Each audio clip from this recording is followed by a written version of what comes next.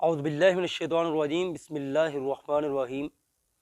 عدل ایک ایسی چیز ہے کہ جہاں پر عدل عام ہو جاتا ہے، انصاف عام ہو جاتا ہے، تو یقیناً اس معاشرے کے اندر امن، سکون، راحت یہ عام ہو جاتی ہے۔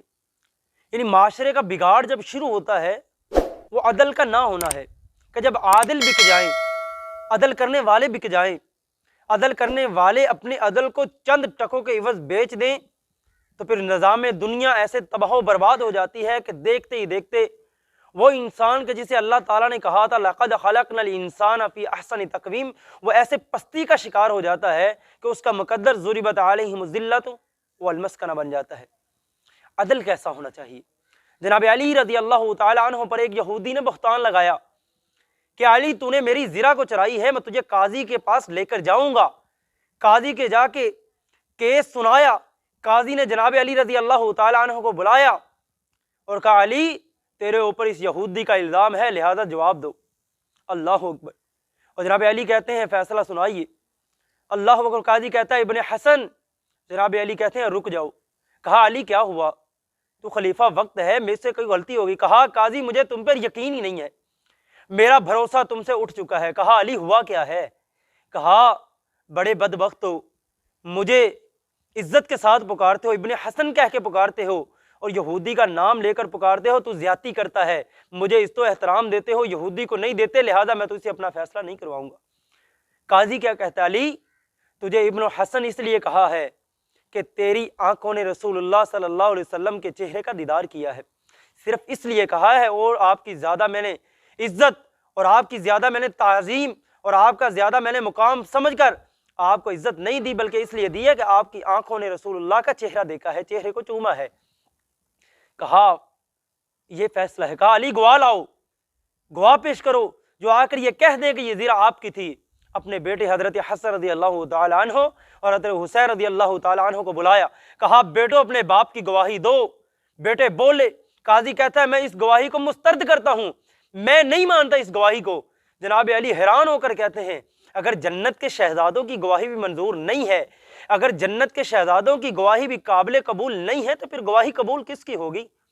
قاضی کہتا ہے جناب علی میں جانتا ہوں کہ میرے رسول اللہ صلی اللہ علیہ وسلم نے انہیں جنت کا شہزادہ کہا ہے، یہ نواسہ رسول ہیں، ان جیسا مقام کسی کا ہے نہیں ہے، ان جیسا احترام کسی کا ہے نہیں ہے، ان جیسی اللہ تعالیٰ نے چوہدراہٹ کسی اور کو دی نہیں ہے، لیکن اسی رسول اللہ کے فرمان ہے کہ باپ کے حق میں بیٹے کی گواہی قابل قبول نہیں ہے۔ گواہ اور پیش کیجیے۔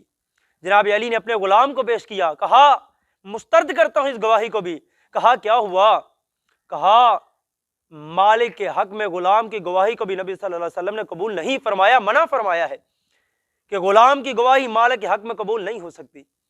علی فرماتے ہیں میرے پاس تو صرف یہی گواہ تھے اور اس سے زیادہ میرے پاس گواہ نہیں ہے۔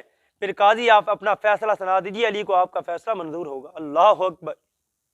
علی کو آپ کا فیصلہ منظور ہوگا۔ یہودی یہ منظر دیکھ رہا ہے اور رونا شروع کر دیتا ہے اور کہتا ہے علی مجھ سے بڑی غلطی ہو گئی ہے، کیا بات ہے، میں ایک عام آدمی ہوں، مسلمان بھی نہیں ہوں، خلیفہ وقت ہے، قاضی مسلمان ہے، امیر المومنین مسلمان ہے، خلافت مسلمانوں کی ہے، حاکم میرے سامنے کھڑا ہے، قاضی اسے ایسے تیسے سوال کر رہا ہے، یہ گواہی مسترد کرتا ہوں، یہ مسترد کرتا ہوں۔ ایسا اسلام کا نظام ہے عدل کا۔ آج کے بعد میں یہودیت سے اس دائرہ اسلام کے اندر داخل ہوتا ہوں، کلمہ پڑھتا ہوں، مجھے معاف فرما دیجیے۔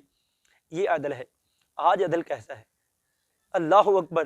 سب کے سامنے بھرے بازار کوئی وڈیرا کسی چھوٹے آدمی کو گولی مار کے وہ عدالت سے رجوع کرتا ہے اور ضمانت پر رہا ہو جاتا ہے، یہ کیسا انصاف ہے؟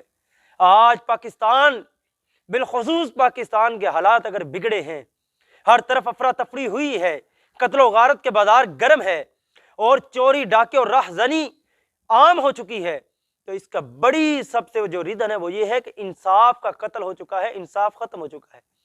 اللہ تعالیٰ ہمیں معاشرے کے اندر انصاف کو پیدا کرنے کی، اس کے لیے ایفرٹ کرنے کی، اس کے لیے محنت کرنے کی اللہ تعالیٰ توفیق عطا فرمائے۔ وما علینا الا البلاغ۔